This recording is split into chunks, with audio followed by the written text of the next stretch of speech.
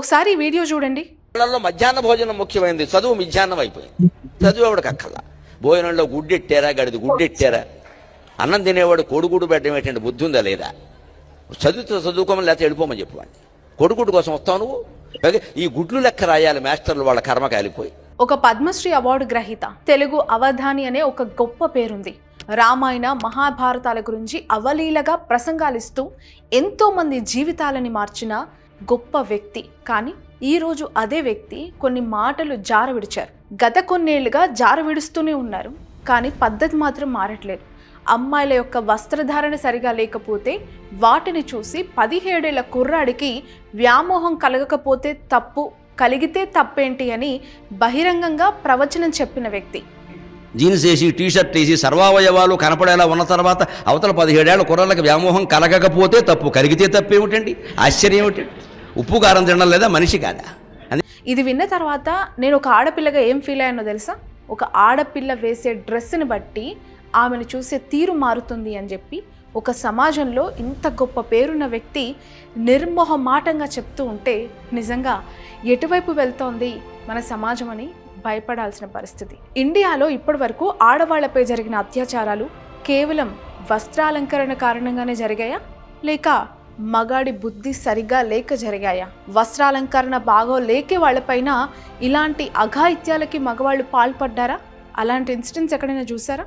అసలు ఈ మాటలు వింటూ ఉంటే నాకు చాలా డిసప్పాయింట్గా ఉంది. మరొక ప్రోగ్రాంలో కూడా గరికపాటి అండ్ చిరంజీవి గారు ఇద్దరు హాజరయ్యారు. చిరంజీవిని చూసి అక్కడ చాలా మంది ఆయనతో ఫొటోస్ దిగటం స్టార్ట్ చేశారు. ఎందుకంటే ఒక టాప్ మోస్ట్ సెలబ్రిటీ, టాలీవుడ్లో నెంబర్ 1 హీరోగా ఉన్న వ్యక్తి. ఆబ్వియస్లీ చుట్టూ ఉన్న వాళ్ళు సెల్ఫీలు తీసుకోవాలని ఉత్సాహపడుతూ ఉంటారు.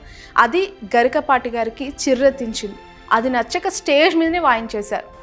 చిరంజీవి గారికి నా విజ్ఞప్తి, ఫోటో సెషన్ ఆపేసి ఇక్కడికి రావాలి, లేకపోతే నాకు సెలవు ఇప్పించండి. ఇప్పుడు మరొకసారి ఆయన వార్తల్లో నిలిచారు. అదేంటో తెలుసా? చదువు చెప్పే విద్యా సంస్థల్లో మధ్యాహ్న భోజనాలు ఎందుకు? అసలు గుడ్డు ఎందుకు పెట్టాలి? చదువు చెప్పడం పోయింది, మధ్యాహ్న భోజనంలో గుడ్లు పెట్టారా, గాడిది గుడ్లు పెట్టారా అని చెప్పి మాత్రమే లెక్కలు వేసుకుంటున్నారని చెప్పి సదరు గరికపాటి గారి ప్రవచనంలో మాట్లాడారు. చదువుకోమని లేకపోతే వెళ్ళిపోమని చెప్పువాడిని. కోడిగుడ్డు కోసం వస్తావు నువ్వు? ఈ గుడ్లు లెక్క రాయాలి మాస్టర్లు, వాళ్ళ కర్మ కాలిపోయి. అండ్ అన్నం తినేవాడికి కోడిగుడ్డు పెట్టడం ఏంటి? బుద్ధుందా లేదా? అసలు పిల్లలు చదవటానికి వస్తున్నారా, లేక కోడిగుడ్లు తినటం కోసం వస్తున్నారా? చదివితే చదువుకోమను, లేకపోతే వెళ్ళిపోమని చెప్పు. అంతేకాని కోడిగుడ్డు కోసం బడికి వస్తావా నువ్వు అని అటువైపు ప్రభుత్వాలని, ఇంకోవైపు మధ్యాహ్న భోజనాలకి అర్హులైన పేద విద్యార్థులని అత్యంత నీచంగా అవమానించేలాగా గరికపాటి గారు ఈ వ్యాఖ్యలు చేశారు. నాకు అర్థం కాని విషయం ఏంటంటే, అసలు అన్నం తినేవాడు కోడిగుడ్డు తినకూడదు, స్కూల్లో కోడిగుడ్డు తింటే మహాపాపం అని ఎక్కడైనా రాజ్యాంగంలో రాసుందా? లేక చదువుకునే పిల్లలు కోడిగుడ్డుకు దూరంగా ఉండాలి అని చెప్పి మనకైనా పెద్దలు చెప్పారా? లేదే. అది ఒక పౌష్టిక ఆహారం, బలమైన తిండి తింటేనే కదా పిల్లలు ఆరోగ్యవంతంగా ఉంటారు. అసలు మంచి ఆహారమే తినకపోతే వాళ్ళు ఎలా చదవగలుగుతారు, ఎలా ఎదగగలుగుతారు, ఎలా ఆరోగ్యవంతంగా ఉండగలుగుతారు? ఈవెన్ సుప్రీంకోర్టు కూడా ఇండియాలో ఎవరు కూడా ఆకలితో కానీ పౌష్టిక ఆహార లోపం వల్ల చనిపోకూడదని చెప్పింది. మస్ట్ అండ్ షుడ్గా విద్యాసంస్థల్లో మిడ్ డే మీల్స్ ప్రొవైడ్ చేయాలని చెప్పి ఆర్డర్ వేసింది. 2013లో అనుకుంటా నేషనల్ ఫుడ్ సెక్యూరిటీ యాక్ట్ని పార్లమెంట్లో, లోక్సభ అండ్ రాజ్యసభలో పాస్ చేశారు. ఈ విషయం ఆయనకి గుర్తుందా? ఈ యాక్ట్ యొక్క మెయిన్ ఇంటెన్షన్ ఏంటి? ప్రతి ఒక్కరికి ఆహారం, పౌష్టిక ఆహారం లభించేలా చేయటం. ఎందుకంటే మన దేశంలో above middle class, below middle class, ఇలా 3 వర్గాలుగా ప్రజలు విడిపోయి బతుకుతూ ఉన్నారు. ఎందుకు అని అంటే నిరుపేదలు సరైన ఆహారం తీసుకోక ఆకలితో చనిపోతున్నారనే లెక్కలు ఉన్నాయి కాబట్టి.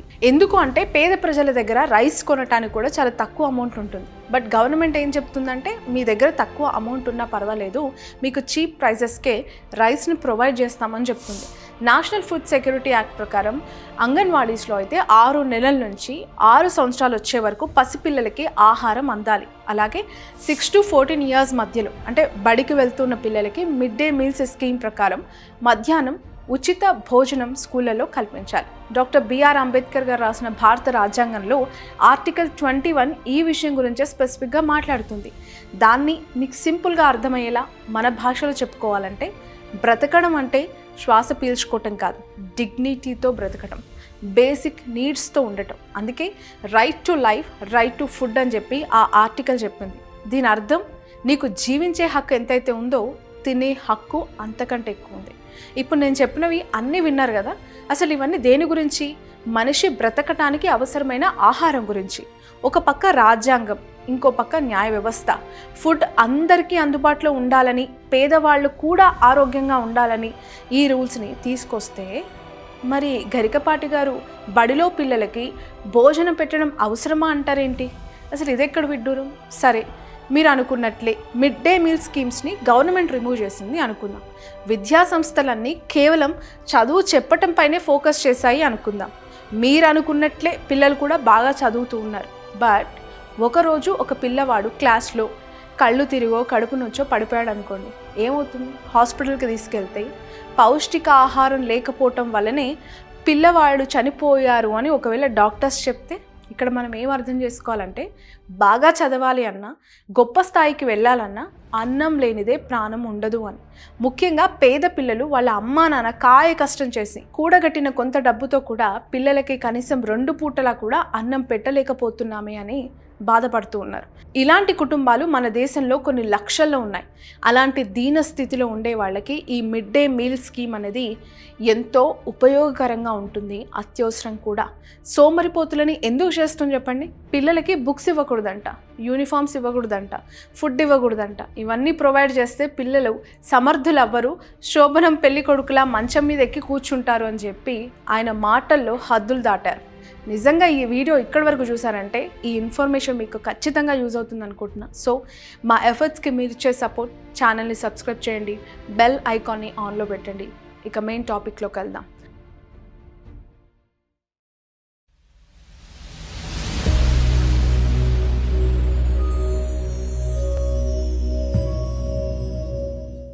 గరికపాటి గారు, మీరంటే నాకు ఎంతో గౌరవం. అది నిన్న ఉంది, ఈరోజు ఉంది, భవిష్యత్తులో కూడా ఉంటుంది. కానీ మీరన్న మాటలకి అది ఎక్కడ పోతుందో అనే భయం కూడా ఉంది. ఇలాంటి పథకాలు రాబట్టే పిల్లలు చక్కగా చదువుకుంటున్నారు. ఎంతోమంది తల్లిదండ్రులు మా జీవితం ఎలా ఉన్నా పిల్లల భవిష్యత్ బంగారు భవిష్యత్తుగా మారుతుందని చెప్పి ఆశతో బ్రతుకుతూ ఉన్నారు. అలాంటి ఆశపైన, వాళ్ళ నమ్మకం పైన దయచేసి ఇలాంటి మాటలు మాట్లాడడం సరైంది కాదు అని చెప్పి నా ఉద్దేశం. అది ఖచ్చితంగా నేను చెప్పాలనుకుంటున్నా. ఇన్ని వేదాలు చదివిన మీరు, నిత్యం దైవస్మరణ చేసే మీరు, ఈ ఆకలి బాధతో మన దేశంలో ఎంతమంది చనిపోతున్నారో తెలీదా? కొన్ని వేల మంది పిల్లలు ఆకలికి, దప్పికకి చనిపోతూ ఉన్నారు. ప్రపంచవ్యాప్తంగా చూస్తే ఈ కౌంట్ కొన్ని లక్షల్లో ఉంది. ఈ స్టాటిస్టిక్స్ మీ దృష్టికి వచ్చాయా లేదా? మేమే చదువు చెప్తాం, మేమే అన్నం పెడతాం, మేమే ఒక దారి చూపిస్తామని చెప్పి ప్రభుత్వాలు ముందడుగు వేస్తూ ఉంటే, ఇంకో పక్క మీరు ఇలాంటి మాటలు మాట్లాడడం అసలు ఎంతవరకు యాక్సెప్టబుల్ అనేది మీరే ఆలోచించుకోవాలి. అండ్ మీరు మాట్లాడిన ఇంకొన్ని మాటలను కూడా నేను ఖచ్చితంగా ఖండిస్తున్నా. భోజనాలు పెట్టడమే ఎక్కువ అనుకుంటే అందులో మళ్ళీ బల్లి పడింది, పిల్లి పడింది, పడదా అని మీరు చాలా వ్యంగ్యంగా మాట్లాడారు. పైగా అందులో బల్లి పడింది, పిల్లి పడింది, పడదా? మీరు అన్నట్లే ఇలాంటి సందర్భాలు కూడా జరుగుతూ ఉంటాయి. అనుకోని ప్రమాదాలు వస్తాయి. అంత మాత్రం చేత భోజనాలను ఆపాలని చెప్పి ఎందుకనాలి? ఎక్కడో రోడ్డు మీద యాక్సిడెంట్ జరిగిందంటే మనం ఈసారి బయటికి వెళ్ళేటప్పుడు కాస్త జాగ్రత్తగా ఉంటాం. అంతేకాని నేను ఇంకా జీవితంలో బయటికి వెళ్ళను అని చెప్పి ఎవరైనా ఇంట్లో కూర్చోగలుగుతారా? అనకుండా ఉండగలుగుతారా? ఎగ్జాక్ట్లీ ఫుడ్ విషయంలో ఇలాంటి ప్రమాదాలు జరుగుతూ ఉన్నా ప్రభుత్వాలు ఇలాంటివి మళ్ళీ రిపీట్ అవ్వకుండా జాగ్రత్త పడుతూ ఉంటాయి, ఇంకా కేర్ తీసుకుంటూ ఉంటారు.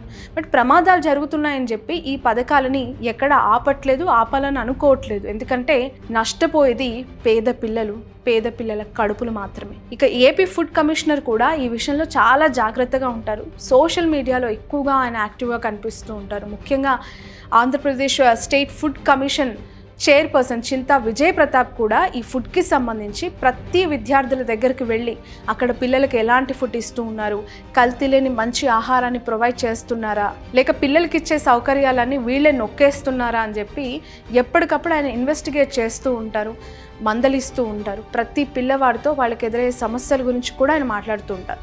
ఏదైనా సమస్య ఉంది అంటే అక్కడ అధికారులకి స్ట్రాంగ్ వార్నింగ్ ఆన్ స్పాట్ ఇస్తూ ఉంటారు. ఈ సమస్యను వెంటనే సాల్వ్ చేసేలా చూస్తారు. ఈ స్థాయిలో ఒక గవర్నమెంటు, ఒక కమిషన్ ఎందుకు పనిచేస్తుంది? ఒక్కటే కారణం, అన్నం పండించే దేశంలో అదే అన్నం లేక ఏ సామాన్యుడు బలి కాకూడదు అని చెప్పి. ఇలాంటి విషయాలపైన సమాజంలో మీలాంటి గొప్ప వ్యక్తులు అభినందించాలి, అప్రిషియేట్ చేయాలి, ఎంకరేజ్ చేయాలి. కానీ మీరు అలా చేయట్లేదు. నీ తిండి నువ్వే తెచ్చుకో, నీ బట్ట నువ్వే కొనుక్కో, నీ చదువు నువ్వే చదువుకో, లేదంటే మానేయ్ అనే మాటలు నిజంగా ఆ స్తోమత లేని వాళ్ళని అవమానించినట్లే అని నాకు అనిపిస్తోంది. అంటే కేవలం డబ్బున్న వారు మాత్రమే బడికి వెళ్ళాలా? వాళ్ళు మాత్రమే యూనిఫామ్ కొనుక్కోవాలా?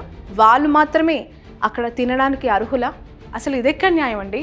బహుశా కడుపు నిండిన వారికి ఆకలితో అలమటించే వారి బాధ తెలియదేమో. దీనిపైన చాలా చర్చలు జరిగాయి. ప్రతి ఒక్కరూ ఆయన మాట్లాడిన మాటల్ని ఖండించారు.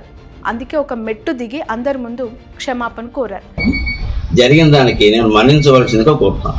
నిజానికి ఆయన అన్న ఉద్దేశం, ప్రభుత్వాల దగ్గర డబ్బులు లేవు, అలాంటప్పుడు ఈ సౌకర్యాలన్నీ ఫ్రీగా ఇస్తూ ఉంటే ఇంకా అప్పుల్లోకి వెళ్ళే ప్రమాదం ఉంది తప్ప లాభాల్లో ఉండేది కాదు కదా అని చెప్పేది ఆయన ఇంటెన్షన్. మీరు చెప్పింది కూడా నిజమే అవ్వచ్చు, కానీ ప్రభుత్వాల దగ్గర డబ్బు లేకపోవచ్చు, అప్పుల్లో ఉండొచ్చు, కానీ మీ దగ్గర అన్నాన్ని ఎప్పుడూ లాక్కోవట్లేదు.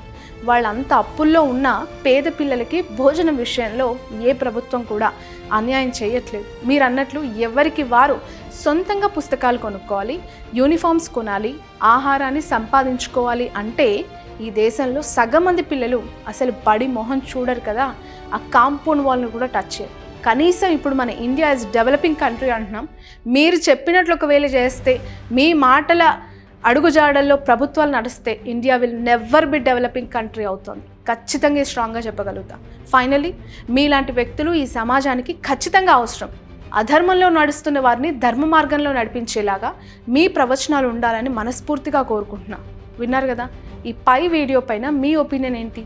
గరికపాటి గారు చెప్పిన విషయం పైన మీరెంతవరకు ఏకీభవిస్తారు, ఎంతమంది ఏకీభవించరు? కింద కమెంట్ సెక్షన్లో ఖచ్చితంగా మీ అభిప్రాయాన్ని షేర్ చేయండి.